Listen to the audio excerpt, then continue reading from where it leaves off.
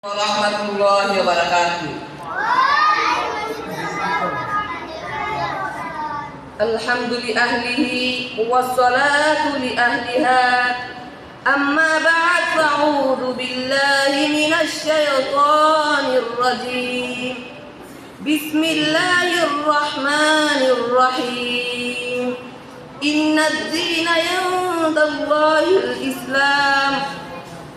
সম্মানিত শিক্ষকবৃন্দ, সম্মানিত অভিভাবকবৃন্দ এবং আমার প্রিয় বন্ধুরা, আমি আব্দুর রহমান। আমি আল আজহার ইসলামিয়া মাদ্রাসার একজন নম্র ভদ্র ছাত্র। আজ আমি সোয়ালাত পরিত্যাগের ভয়াবহতা সম্পর্কে কিছু কথা বলবো। সোয়ালাত ইসলামের সবচেয়ে গুরুত্বপূর্ণ স্তম্ভগুলোর একটি।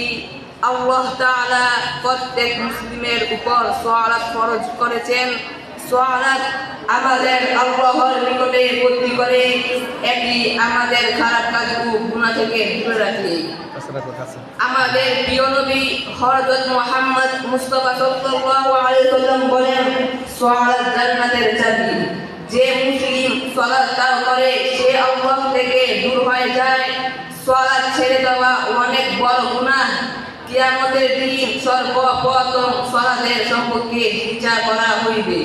একজন ভালো মুসলিম কখনো সালাত ছেড়ে দেয় না।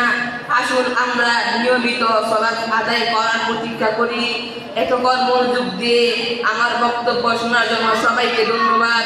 সবাই আমার জন্য দোয়া করবেন, আমি যদি বড় আলেম হতে পারি। আসসালামু আলাইকুম ওয়া রাহমাতুল্লাহি ওয়া বারাকাতুহু।